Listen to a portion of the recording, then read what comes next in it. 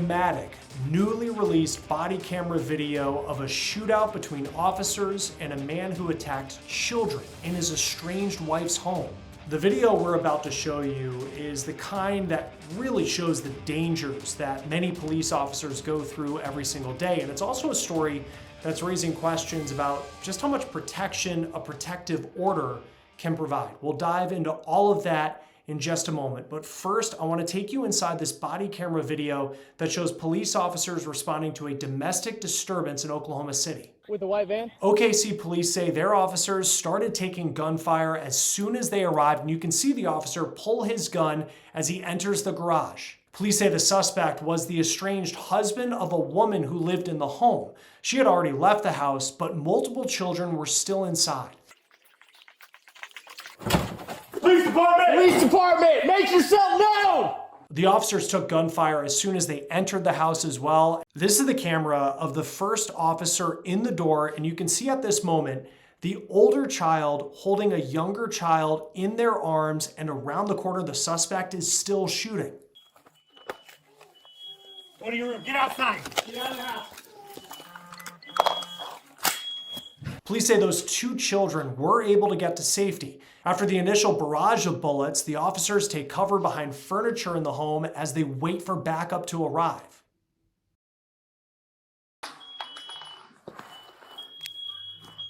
Other units coming to the garage. Hey, Brett, you good? I don't know. Okay. I'm not worried about me right now. We got to get to him.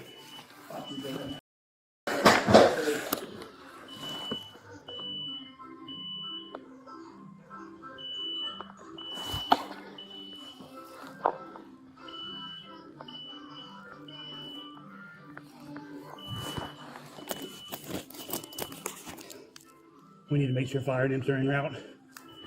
Something's got me in my leg, but I don't know what it is. It's all what you got there, man.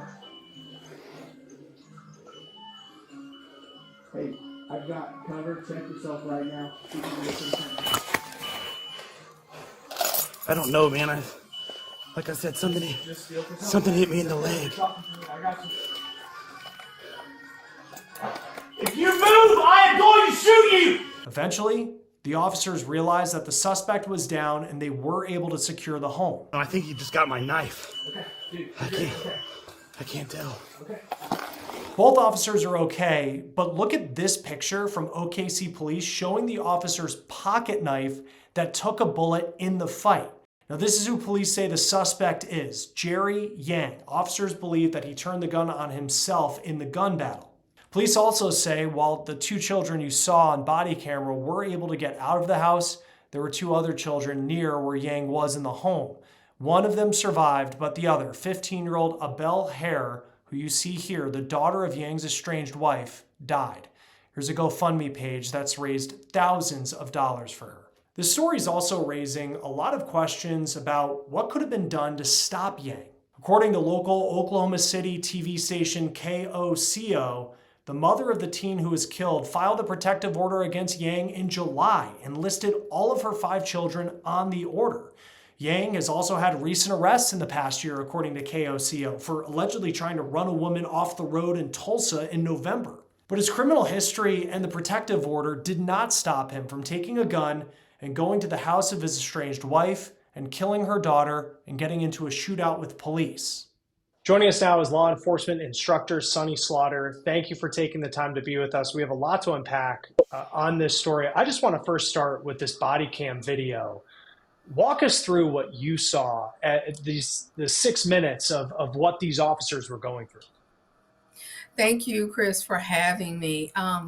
The body cam footage, first of all, I'm glad that we now have footage of what officers and individuals are encountering when they are together. And this body cam footage is so extraordinary and so difficult to watch because they walk in unknown to a scene. And as you can see, they are immediately taking fire. And there are other people in the home to the right of them that are just kind of standing there. How dangerous is that?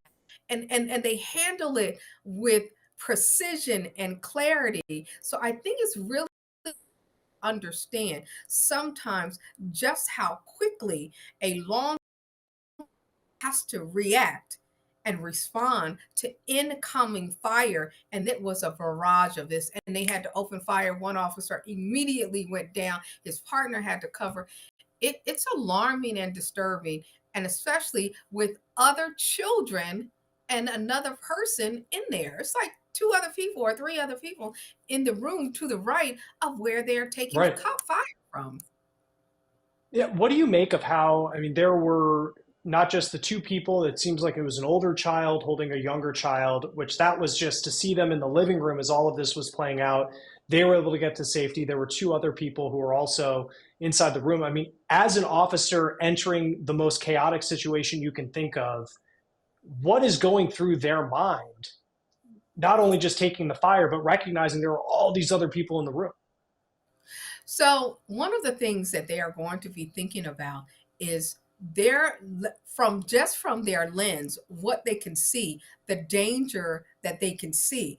What's in their minds is trying to figure out the dangers that they can't see and how they might have to respond to that and protect and serve. So first, officer safety first, because if they go down, they're also having to immediately think about the safety of the individuals who are to their right, small children, the one adult or younger person holding the child, standing up in the barrage of this, and the unknown threats. So there's a lot to unpack in those moments, as we can see on the video, happen so quickly that I think they did an excellent job, and they did everything that they could do in that type of situation.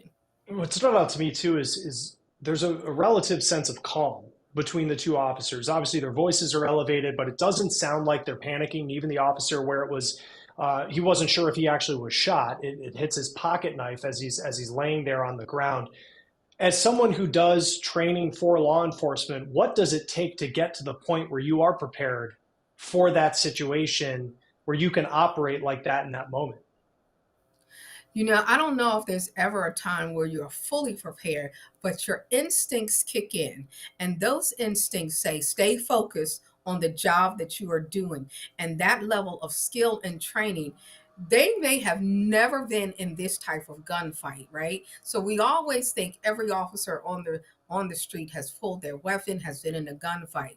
However, as you stated, and which was clear, they were calm, they were focused. And when I say calm, they were laser focused on the threat that they saw before them that they needed to stop.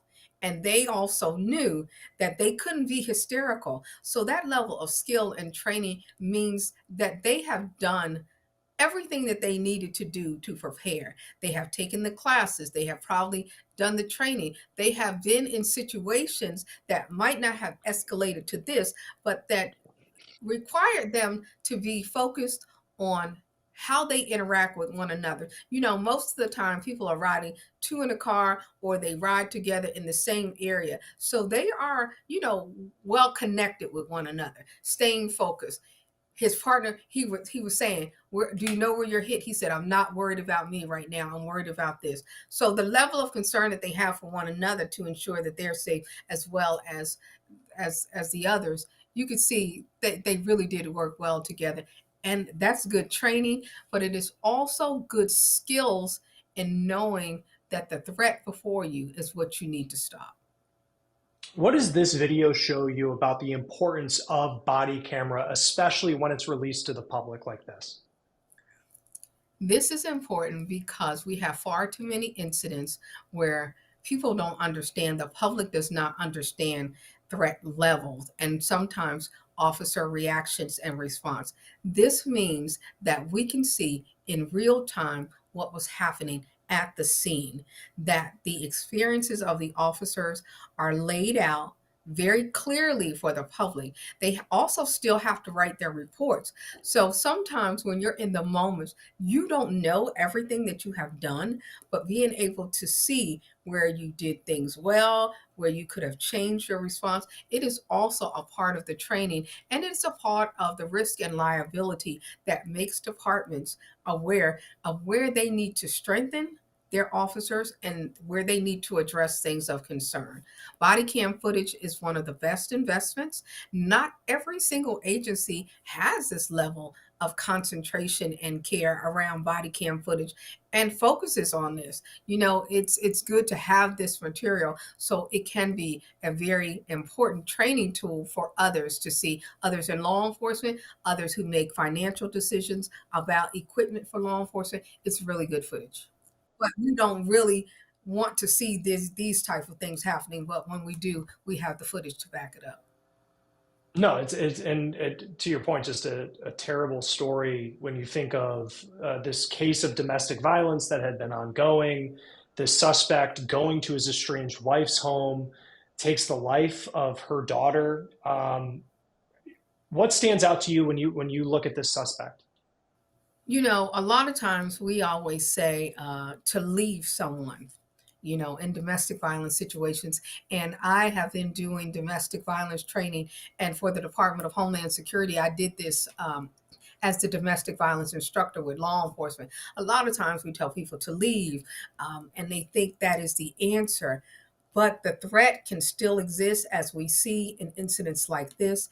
I always used to tell people, a piece of paper is not going to save you. You really have to stay focused on your surrounding situational awareness, how many times you're coming in contact with this person. I don't know if I knew she had the protective order, but I don't know if she told or informed law enforcement every time the protective order was broken.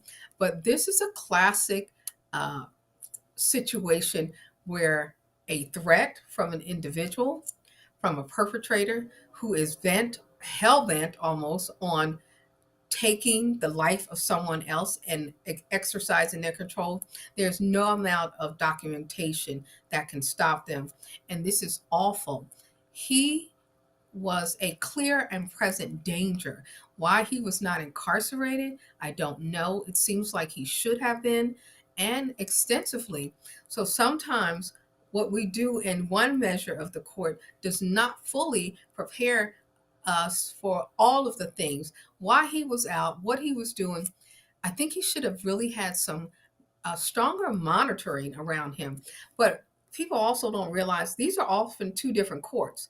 You have a family court, you have domestic relations courts, and you have criminal courts. Sometimes they're not all tied in. And then you have law enforcement who are having to respond to these critical incidents and not fully aware of everything when they show up on the scene. This was a critical incident.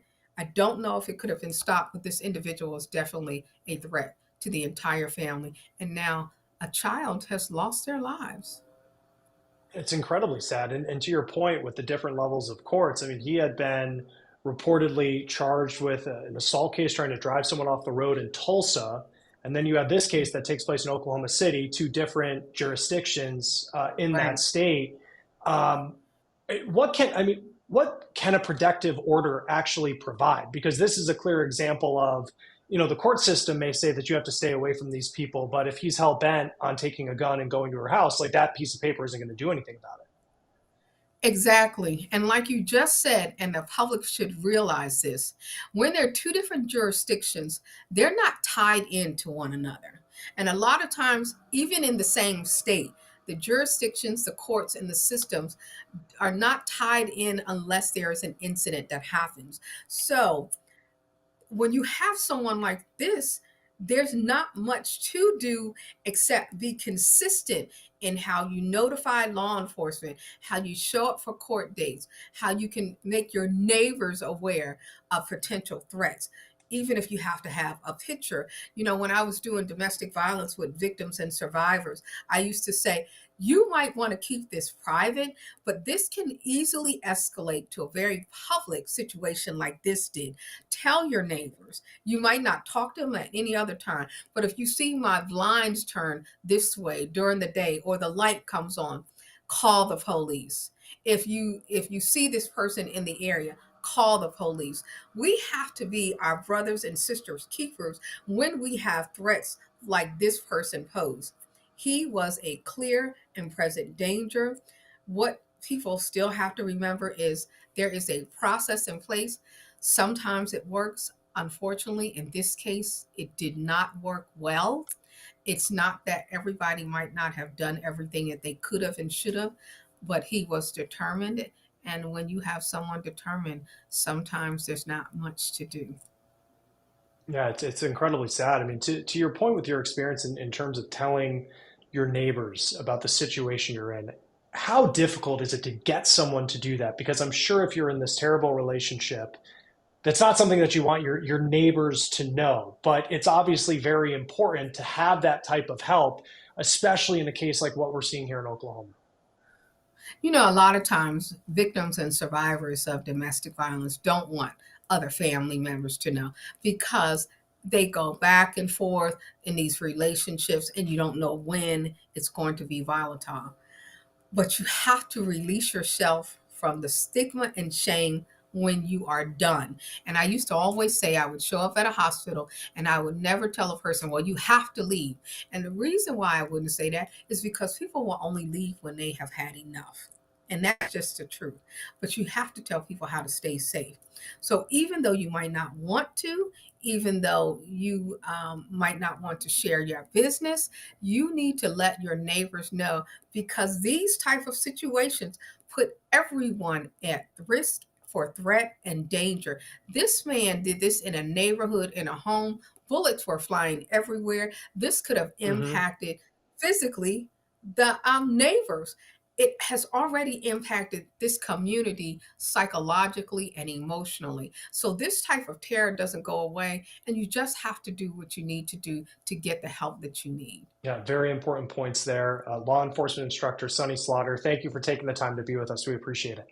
Thank you for having me. And this is a tragic situation, but thank you for covering it and the important points that we need to discuss. Both officers involved in this shooting have been placed on paid administrative leave pending the outcome of an investigation, which is standard protocol in these types of situations.